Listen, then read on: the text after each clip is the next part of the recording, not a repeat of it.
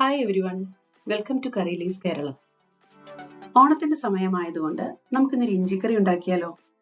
എനിക്കിത് അമ്മയുടെ കയ്യിൽ നിന്ന് കിട്ടിയ റെസിപ്പിയാണ്. ഈ ഓണത്തിന് നിങ്ങൾക്ക് ട്രൈ ചെയ്യാൻ പറ്റിയ നല്ലൊരു റെസിപ്പിയാണിത്. ഞാനൊരു 200 ഗ്രാം ഇഞ്ചി വട്ടത്തിൽ അരിഞ്ഞെടുത്തിട്ടുണ്ട്. ഇതൊന്ന് ഡ്രൈ ആയി കിട്ടുന്നതിനായി ഞാനൊരു അരമണിക്കൂർ വെയിലത്ത് വെച്ചു. ഇതിപ്പോൾ നന്നായി ഡ്രൈ ആയിട്ടുണ്ട്.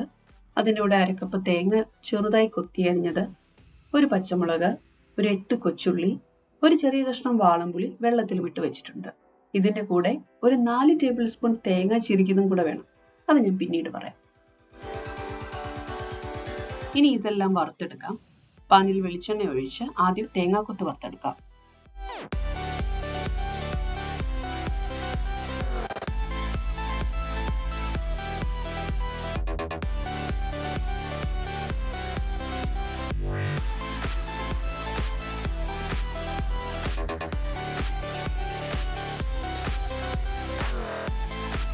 ഇതിന്റെ കൂടെ പച്ചമുളക് ചെറുതായി അരിഞ്ഞ് അതുകൂടി വറുത്തെടുക്കാം.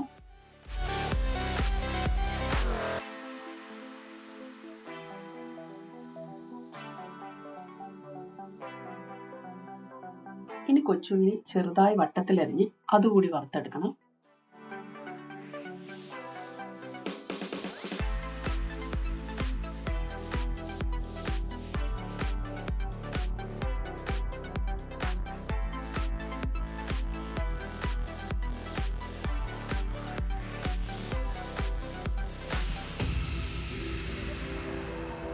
കൊച്ചുള്ളി നമുക്ക് ചെറിയൊരു ബ്രൗൺ നിറമാവുന്നത് വരെ വറുത്തെടുക്കാം.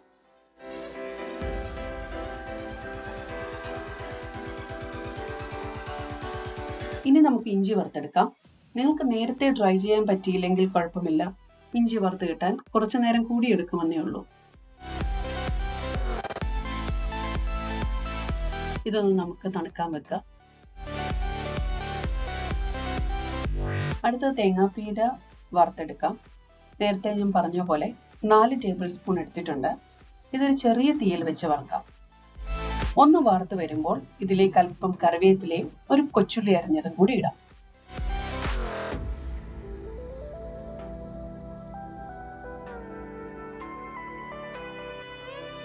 ഇനി ഇതിലേക്ക് 1/4 ടേബിൾ സ്പൂൺ മുളക് പൊടി, 1/2 ടേബിൾ സ്പൂൺ മല്ലിപ്പൊടി, 1/4 ടേബിൾ സ്പൂൺ മഞ്ഞൾപ്പൊടി, 1/4 ടേബിൾ സ്പൂൺ ഉലുവയും കൂടി ഇടുക.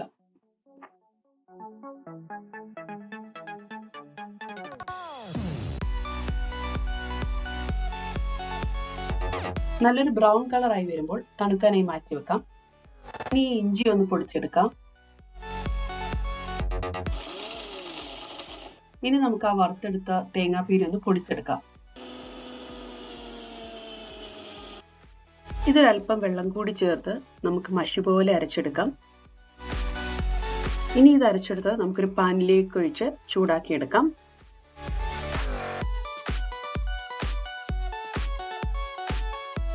ഒന്ന് തിളച്ചു വരുമ്പോൾ വറുത്ത് വെച്ചിരിക്കുന്ന തേങ്ങാക്കൊത്ത്, കൊച്ചുള്ളി, പച്ചമുളക് എന്നിവ ചേർക്കാം. ഇതിലേക്ക് പൊടിച്ചു വെച്ചിരിക്കുന്ന ഇഞ്ചിയും കൂടി ചേർക്കുക.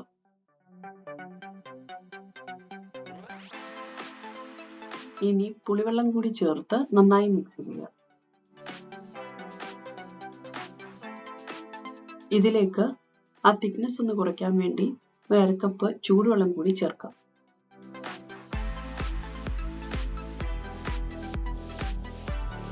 നമുക്കിതിലേക്ക് ആവശ്യത്തിന് ഉപ്പ് ചേർക്കാം.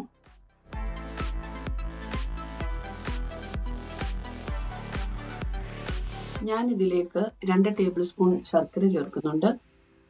അത് നിങ്ങളുടെ ഇഷ്ടത്തിനനുസരിച്ച് കൂട്ടുകയോ കുറയ്ക്കുകയോ ചെയ്യാം.